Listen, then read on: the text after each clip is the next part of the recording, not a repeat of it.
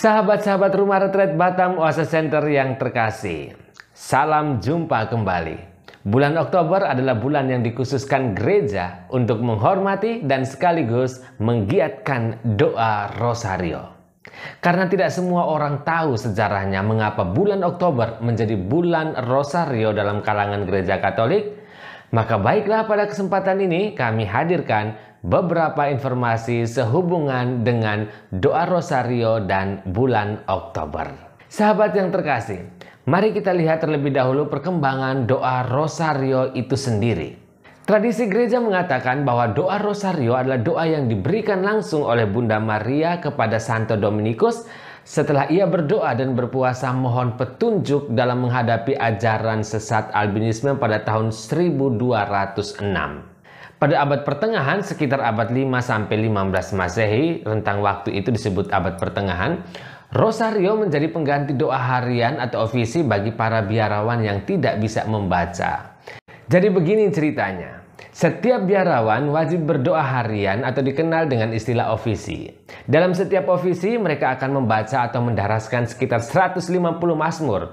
Tentu hal ini menyulitkan biarawan yang buta huruf. Jadi mereka yang buta huruf diminta untuk mengucapkan doa Bapa Kami sebanyak 150 kali sebagai pengganti mazmur yang tadi.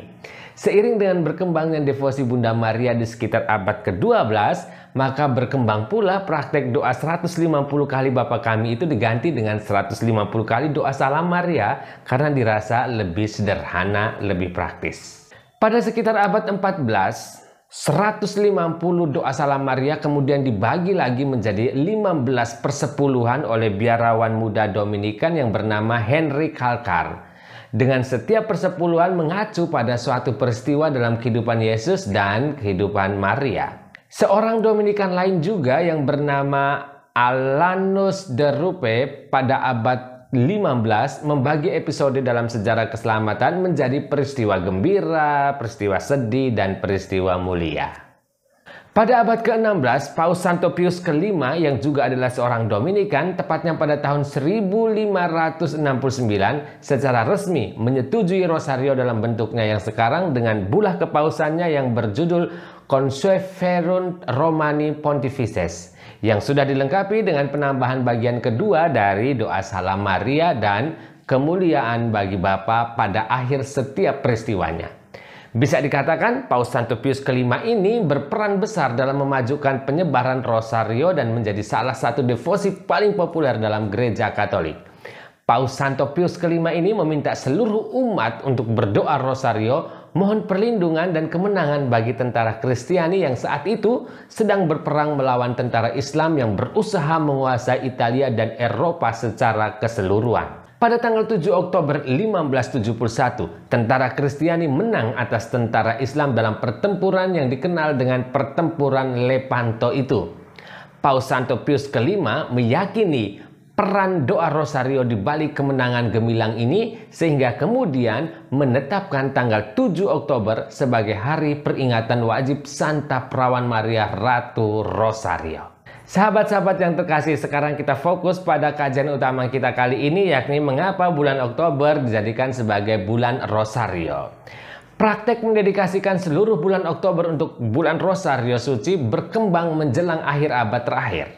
Paus Leo ke-13 yang menduduki takhta kepausan di akhir abad 19 sampai awal abad 20 dengan kuat mendorong peningkatan devosi kepada Bunda Maria dengan mendorong penggunaan rosario secara terus-menerus.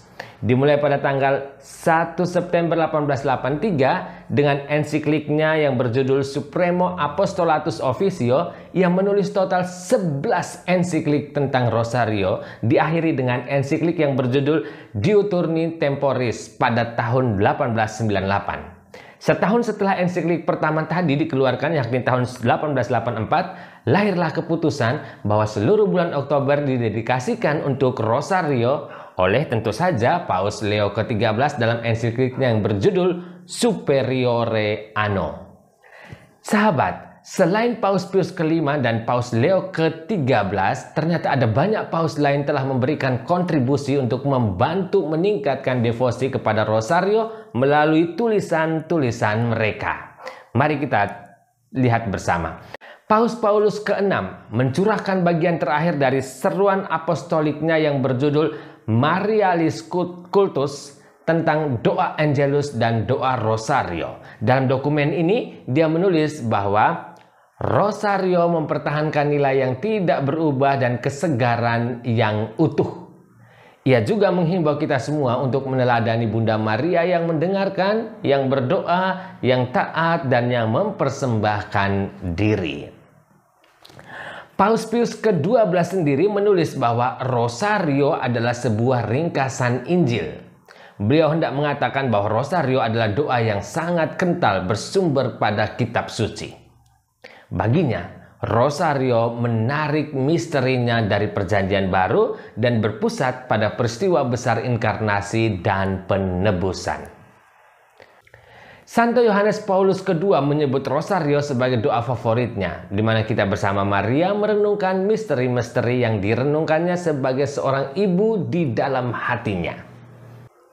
Santo Yohanes Paulus II sendiri memperluas kekuatan Rosario dalam surat apostoliknya tahun 2002 yang berjudul Rosarium Virginis Mariae saat ia mengumumkan tahun Rosario dan mengumumkan penambahan peristiwa terang. Saat itu beliau mengatakan, dengan Rosario, orang-orang Kristen duduk di sekolah Maria dan dituntun untuk merenungkan keindahan wajah Kristus dan mengalami kedalaman kasih-Nya. Melalui Rosario, umat beriman menerima rahmat berlimpah seolah-olah dari tangan Bunda Penebus.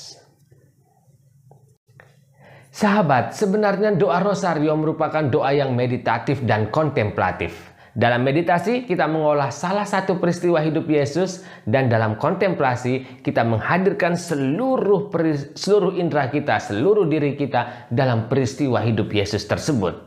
Lantas bagaimana dengan wujud-wujud doa yang kita sampaikan selama doa Rosario? Apakah kita tidak usah menyampaikan wujud doa pribadi kita? Sahabat, doa seharusnya menjadi jalan masuk ke dalam peristiwa hidup Yesus, sehingga rahmat-Nya boleh nyata dalam hidup kita.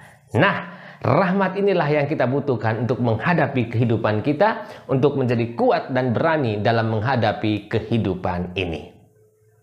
Dari Rumah Retret Batam Oase Center, kami ucapkan selamat menikmati bulan Rosario.